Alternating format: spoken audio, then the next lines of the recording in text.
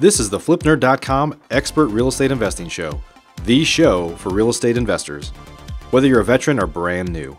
I'm your host, Mike Hambright, and each week I bring you a new expert guest that will share their knowledge and lessons with you.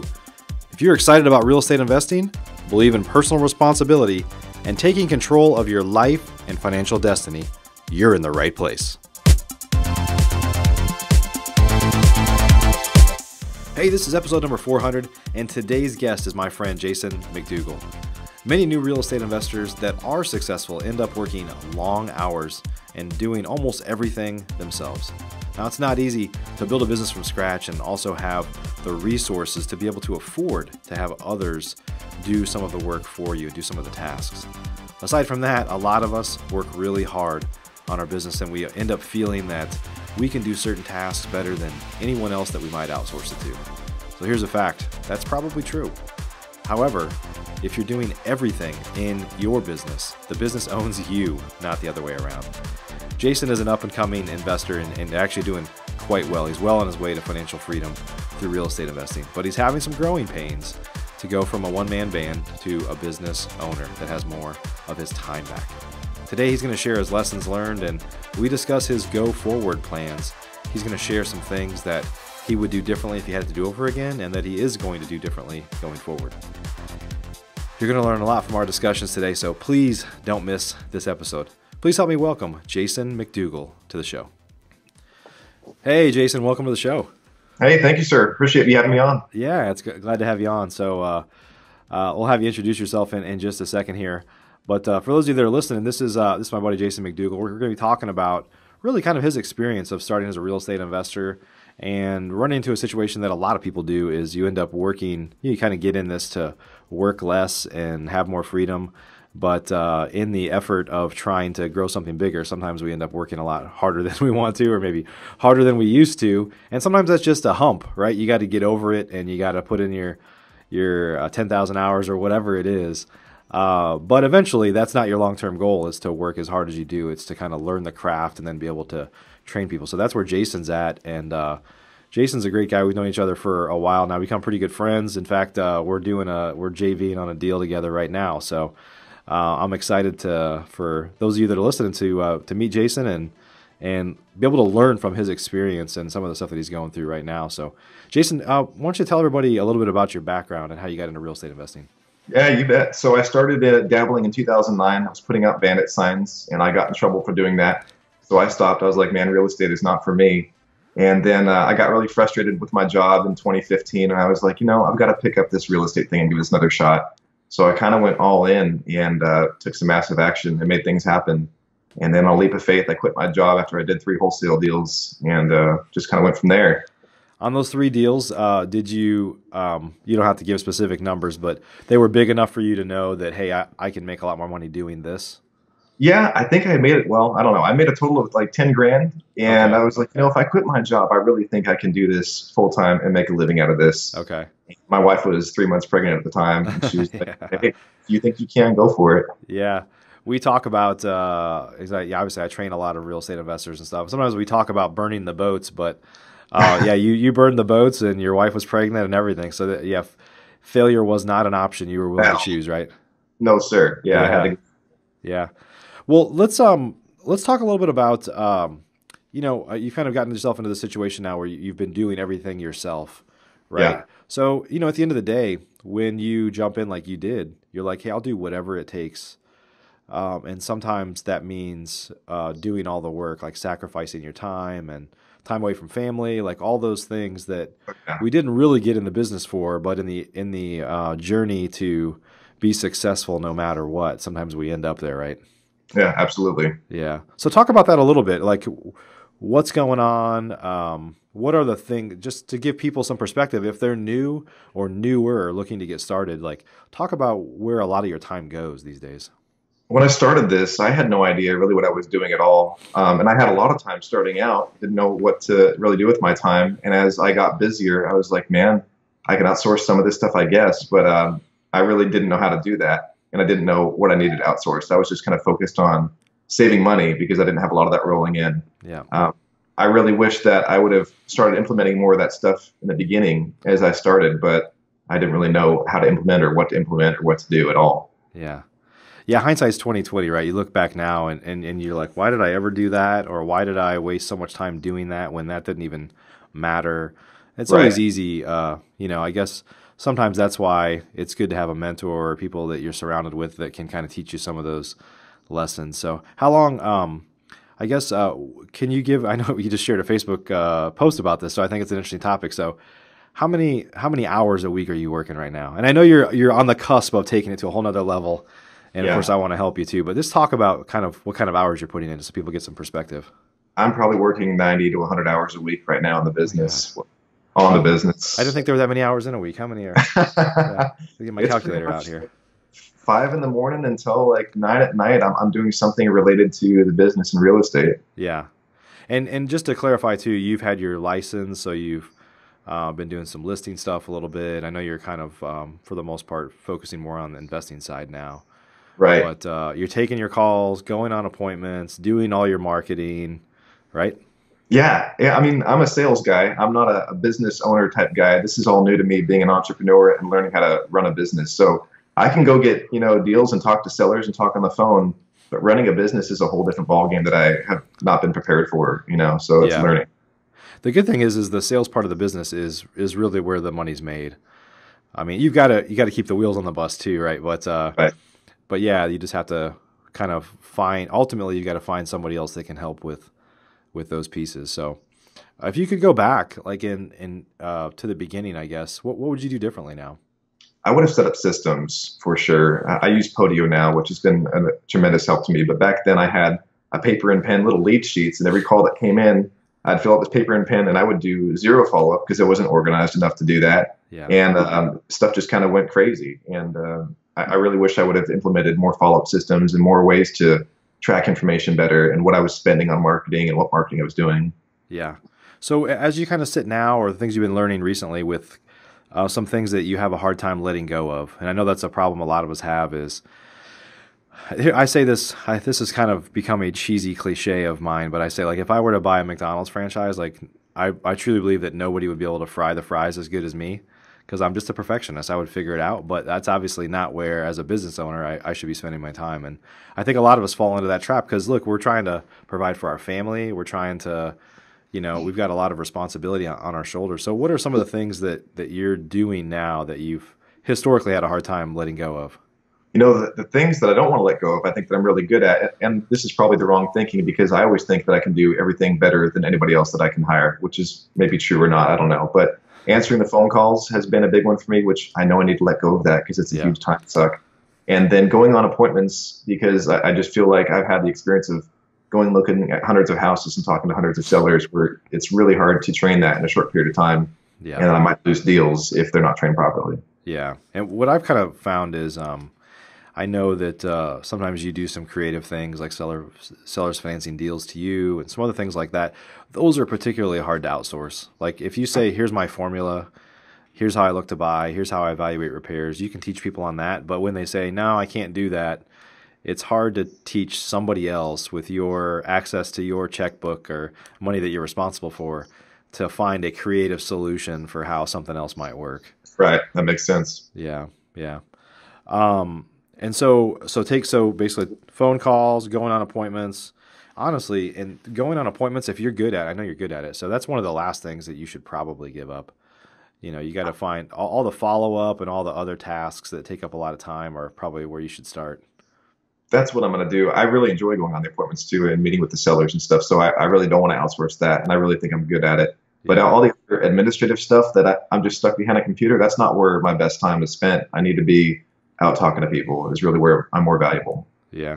So what kind of advice can you give to people? Because I can hear you talking right now and identifying what you're good at, what you're doing that you shouldn't be doing, and what you're doing that maybe you should be doing, and then what you enjoy. So talk about kind of that balance between what you're good at and what you should be doing with your time, and in the context of a way that others can learn from it as well. Yeah, I really think that there's two types of people. There's an analytical type person that's good at, sitting behind the desk and number crunching or web development, whatever that is. And then there's the people that are like extroverts that like being out and running around and maybe have ADD like I do and meeting with sellers. So I think you identify with one of those types, whichever one you are not. you outsource the other one, or hire some help, or bring in some help somehow to complement your weaknesses. And that's something I have not done, which I probably should have early on to create better success. Yeah. Are you looking to change your life through real estate investing? If you're interested in either getting started or taking your business to the next level, please check out FlipNerd's Real Estate Investor Coaching Program at flipnerd.com/coaching. I'm Mike Hambright, founder of flipnerd.com. I'm not only a successful real estate investor that's purchased hundreds of houses directly myself, I've been a mentor and coach for real estate investors for over 8 years. In fact, I've mentored hundreds of other investors, many of which started with little to no prior experience. And during the time that I mentored those specific investors, they purchased over 3,500 properties. We have limited access in our program on how many people we can work with at a time. If you'd like to learn more about our FlipNerd Real Estate Investor Coaching Program, we'd like to schedule a call with you to see if you might be a fit.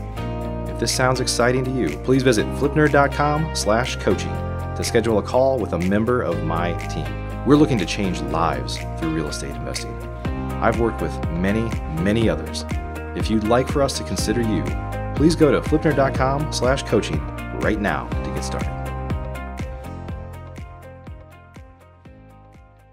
Element, whatever that is. And then there's the people that are like extroverts that like being out and running around and maybe have ADD like I do, and meeting with sellers. So I think you identify with one of those types, whichever one you are not, you outsource the other one, or hire some help, or bring in some help somehow to complement your weaknesses.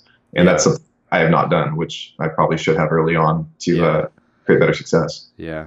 And you were working, I know your wife is not that involved in the business now, but was she was more involved early on, or?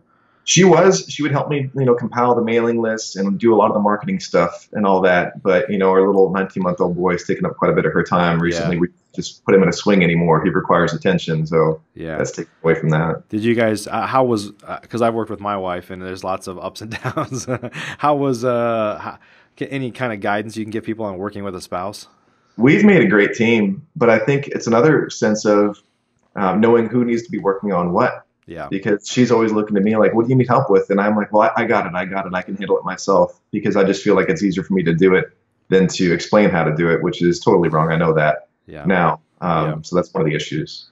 So what are some of the things that I know you've got some action plans in place to start leveraging your time and finding others to help with other tasks, or maybe just stopping some tasks that just don't make sense. So talk a little bit about a transition plan of how you're going to get to the next level. I use Asana, which you recommended to me, which is like that task management software. Yeah. So I look through it daily. I'm like, what am I doing this little task right here? This is a waste of my time. I can either eliminate this or outsource this because it's a low, dollar value task, or maybe it is something I need to be doing and systemize. But like running comps, I don't need to be doing that. There's systems in place where I could hire somebody to do that. Making outbound phone calls, that's not my best use of time. I can hire somebody to do that much more effectively and consistently than what I can do. So there's tasks like that I need to outsource that could help grow my business at the same time that I'm not going to be great at, Right.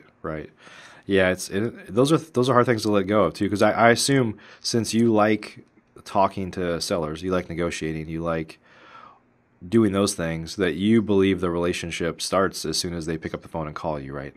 Absolutely. Yeah.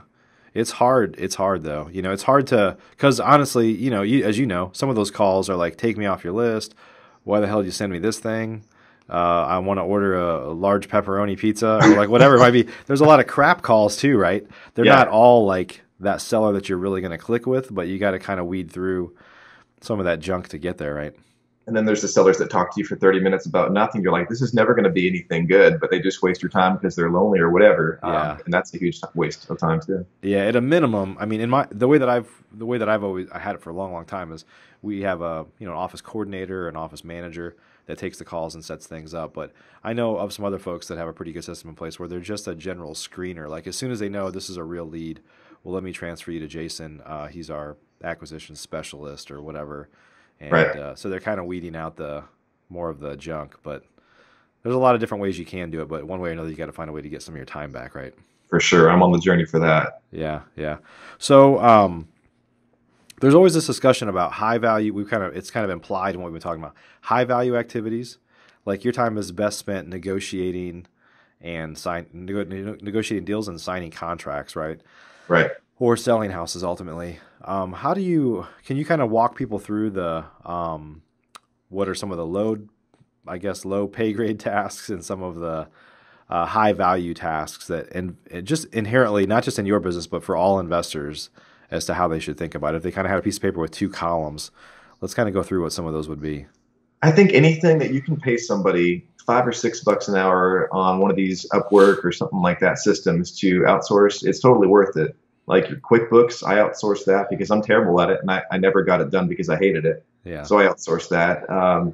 Just these small little tasks, like running comps was another one, or updating my Podio is one that I do all the time, and I'm always making follow-up calls and setting up follow-up texts. We use Sly Broadcast, so setting up different campaigns and different mailing stuff. That's all stuff that's easily trainable that can be outsourced to somebody, and that way it gets done consistently as well, and your time's freed up to do something of higher value, like going on appointments or taking phone calls, if that's one of the things. Yeah. So just identifying those things. And what's talk about the process for, because you've got experience now, so you've identified some of them here, but for people that are new, that inherently are going to be doing a lot more early on than they maybe will down the road, how should they be thinking about it? I've heard people say that they get at the end of the day and they kind of look back and say, where did I spend my time today? Or what do you think? Yeah, I think it just matters on how you keep track of what you're doing. So like I said, I use Asana, so I can go back through the day and everything goes in there. No matter if it's personal or business, everything goes in there. So I can go back through the day and see what I completed. I'm like, really, why did I do that when I didn't get this big thing done that I was supposed to be doing that was a better use of my time? Just because, well, maybe some of the small stuff was easier, and I'm like, I get to check the box when I get it, done, and that feels good, but probably not the best use of my time. So using some sort of tool where you can track and see where your time is spent is probably important, and then going back and reflecting on how you could have maybe improved that and done it better by outsourcing it or getting rid of the task completely. Yeah. And you've got to be honest with yourself too, right? Sometimes we think, I think this isn't just a real estate investing, this is probably like a human thing, or certainly a small business owner thing, or even probably even large business. We tend to start to equate I'm active with I'm productive. Like I'm busy doing stuff, but if you look at it, it's like, well, you were doing stuff that ultimately wasn't going to bring you any additional revenue, right? But sometimes we get busy. Well, I had to go to lunch with this guy, and then he wanted to get a beer, and next thing you know, you lost a afternoon. Yeah, the lunches will do it. Yeah, I mean, I have a hard time saying no to people, but recently I've had to say no to lunches and stuff like that. But I think just focusing on the stuff that's going to grow your business and grow your income is really what you need to be doing, not working on your logo design or working on your website. That's all stuff that should be outsourced. That's not a best use of your time. Yeah. Let's talk about Asana a little bit in terms of, because for those that aren't listening right now, we both use a tool called Asana. It's like a task management tool. For the most part, you can get pretty much most of what you need with a free account. But it's one is a task list of things that you have to do.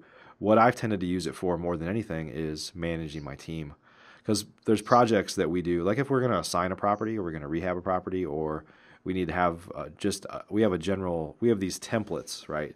So a template could be a project. A project could be a house, like we got a house under contract and we're going to assign it, and these are the things we do. We put a lockbox on the door, I sign the contract, we send it to the title company. There's a whole list of things we do. But then we have all these projects that are just like my general office one, like pay the rent, make sure we have a cleaning service that comes in here because we stopped doing that ourselves a few years ago, but we have a cleaning service, in fact, they just left here, that comes in, make sure they come in. And so my office manager has all these things that she has to do, and a lot of them are recurring tasks, like every month do this, every week do this on Wednesday or whatever it is. But I want to talk about it in the context of a tool to start to take yourself out of the picture, because it's a tool like that helps you effectively create a cookbook, right? This is how you do things in my business, to where if somebody comes in, you can teach them, go into Asana, and there's a checklist of exactly what to do. You might even have a video inside of there of like how to do it, right? And it's a recurring task that they can do over and over again. Right. Every 7 days or whatever it is. Yeah, that's been helpful to me to use that. I haven't implemented, of course, like you do with a team or anything like that, but one day I will. But it's a powerful tool to track your projects and track your progress on projects and stuff like that, for sure. Yeah, you should. And I was just talking to somebody else earlier this afternoon about creating effectively how to do things in your business. Just getting really good at like screen capture stuff. Like I find myself doing this right now. Right now I'm going to do it, but I'm also just going to record it and show somebody how I do it. So the next time I can just show somebody to watch this video and then they can do it. Right. Yeah. Yeah. I mean, finding the time to do that for me is kind of difficult. So I have to force myself to, just put some things off and do that because I know it's important because it does take time to do that. Yeah. That's the problem that a lot of us have though, is like you're like, I can do it in 5 minutes or I can spend an hour teaching somebody how to do it, but it doesn't really like add up. You're like, let me just get it done. But of course you're never going to get out of that situation until you take the time to do it. And I think that's where I've been, where I'm like, it's just so much easier for me to just do it instead of training somebody else and hiring somebody. And when they mess up, just correcting them and teaching them again. But I know that's never going to help me grow out of the position I'm in right now. And I'll never get time back. Yeah. Yeah. How about exit strategies? We haven't talked much about that yet. So are there, obviously rehabbing takes up a lot of time. I know you're primarily wholesaling and keeping some stuff as rentals now, but any kind of lessons learned there along the way of how to specialize or why you don't want to rehab maybe because it takes up too much time? I mean, what are your lessons learned there? I think rehabbing can be great if you have the right contractor that you can work with, that you trust, that can get things done and kind of keep you in the loop, but you don't have to go there all the time to look at it. Right. I love wholesaling just because the time involved is a whole lot less than the rehab. Even though the money's less, I'll take that over the time spent with the rehab. Yeah. But I'm also focusing on building streams of passive income through rentals or through owner finance because that's freedom as well. And that's really ultimately what I'm after, is getting my time back. Yeah. Yeah, that is, maybe you can talk about that a little bit. So it's easy to wholesale, but then the money's over, right? And so I think you start to realize, like, what else can I do that will help pay me for a lifetime or for a long time? Right. What are some of your early lessons there? Wholesaling's a job, so I've been doing that, and again, working 90 to 100 hours a week for the past several months is wearing on me. So recently, I've been on this journey to create passive income because I know that if I do that, it will free up my time to do some more bigger and better things other than just chasing the next deal. And maybe a month goes by where it's not a great month, and that's kind of stressful. So creating passive income from the owner finance is really my main focus in 2018. Okay. So talk a little bit about from the lessons you've learned. Maybe pretend like you're not talking to me, you're talking to somebody else that's listening right now that is getting started or they're trying to get started, but they can't get out of their own way. Just some of the lessons you've learned that you would give to people, share with people. I know we talked a lot about it already today, but specific lessons that you've learned that they should consider as they're trying to grow. Well, I'll talk about it in context of a house, because building a business is kind of like building a house. You've got to start with the foundation and then kind of go up from there. And I think that when you're starting out, don't be afraid to create those tasks and systemize everything that you can starting out, versus where I'm at today, where I don't really know where I should start or what I should be systemizing. I wish I would have started that from the get-go. Like, here's a task that comes up every week. I should outsource this and then just move on to doing something else. So I think creating processes and systems and using the technology that's out there early on would have changed the game for me big time. Yeah, that's awesome. Great news, great information. So Jason, any kind of insightful books or influential people or people that you've kind of been around or kind of follow that you think will help you take your business to the next level, and maybe even that you think might help some other people that are listening right now? Yeah, well, I mean, honestly, you've been a great help to me, and having our friendship and bouncing ideas off you has been really helpful to me. So I'm grateful for that. I've also read the book Traction, which has been really good for me to open my eyes up to, because again, that's more of the analytical side and the behind the scenes business side that I'm not good at. I'm good at sales. So seeing that perspective and learning from that has been really helpful to me to implement stuff that will help me recognize my KPIs and things that will push my business forward. Yeah, that's awesome. I think I told you before we started recording, we're about to go through a EOS implementation next week. So I know that's awesome. Sounds like I'm about to have a medical procedure done, but but it's a powerful thing. We've talked about that a fair number of times on the show here. I'll add a link down below for the book Traction. But it's a snoozer. It's not if you're a business owner and you're into like taking your business to another level, it could get exciting when you read some of it, but it's more like a textbook than if you're not used to reading.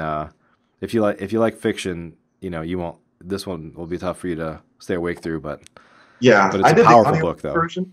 And it was difficult because I was driving and doing the audiobook, and I would just find myself like daydreaming about other stuff because I was like not focused at all on that. It's very into the details. So I recommend getting the physical book and reading it and not listening to it. Yeah, for sure. For sure. Some of the people on my team, when you go through an EOS implementation, your team, one of the first things they said is get a book for your whole team and make everybody read it. Well, they're like, I started reading it last night and I fell asleep. So then I got the audio version, and I was like, it's such a kind of a textbooky type thing that you really need to read it. Like you said, I mean, there's charts and graphs, there's information in there that kind of visually shows you how to do things. I think it's pretty hard to just hear that and kind of get it as much. So yeah. Awesome. Well, Jason, if folks want to learn more about you, I know you're a mover and a shaker on social media now. You've got all sorts of stuff going on. Where should they go to learn more about you? I started a Facebook group called Passive Income Through Real Estate. So there's a lot of good stuff going on there with my journey through passive income that I'm on right now. And then you can just follow me on Facebook, add me as a friend on there. Or our website, if you want to sign up for our wholesale emails, is wholesalehousesdfw.com. Awesome. I'm trying to write this down here before I can't write as fast as you can talk. Sorry. Awesome. Jason, hey, thanks for spending time with us today. Good to see you. Yeah, thanks for having me on. I appreciate it, Mike. All right, everybody. Hey, this is episode number 400 with Jason McDougall. A lot of great little nuggets in here. Stuff about how to take your business to the next level. If you're looking to get started, or if you're have started but you're kind of getting in your own way, hopefully there's some lessons that you learned here to help you go to the next level. So everybody, again, exciting episode number 400. It's a big milestone for us. We're going to keep them coming your way. So Jason, thanks again for being with us today. Thank you, sir. I appreciate it. Everybody have a great day. Bye-bye. See ya. Are you looking to change your life through real estate investing? If you're interested in either getting started or taking your business to the next level, please check out FlipNerd's Real Estate Investor Coaching Program at flipnerd.com/coaching. I'm Mike Hambright, founder of flipnerd.com. I'm not only a successful real estate investor that's purchased hundreds of houses directly myself, I've been a mentor and coach for real estate investors for over 8 years. In fact, I've mentored hundreds of other investors, many of which started with little to no prior experience. And during the time that I mentored those specific investors, they purchased over 3,500 properties. There are a lot of so-called gurus and experts all across the country, most of which have nowhere near the level of personal experience needed to teach others how to build a successful and sustainable real estate investing business. Very few others have as much experience as I do, not only teaching others how to get started in real estate investing, but also showing others how to truly build a real business with systems and processes and all the tools to allow you to consistently do deals. So you have a real business, not just a hobby and not just a dream. We have limited access in our program on how many people we can work with at a time. If you'd like to learn more about our FlipNerd Real Estate Investor Coaching Program, we'd like to schedule a call with you to see if you might be a fit.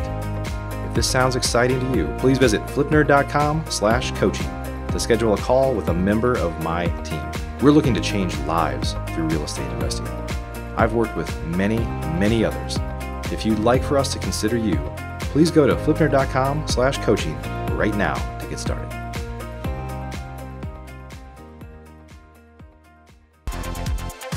Thanks for joining us for this episode of the flipnerd.com Investing Show. If you're not yet an elite member of FlipNerd, you're missing out.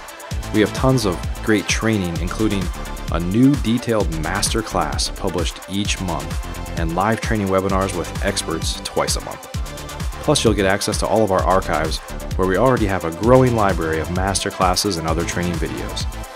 Elite members also get membership in our incredible online mastermind group, where many of the top real estate investors from across the country, including many of the hundreds of guests I've had on the show in the past, are already members.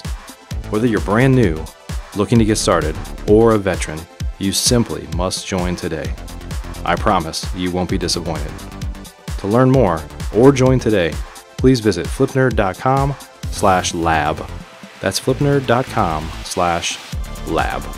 See you on the next show.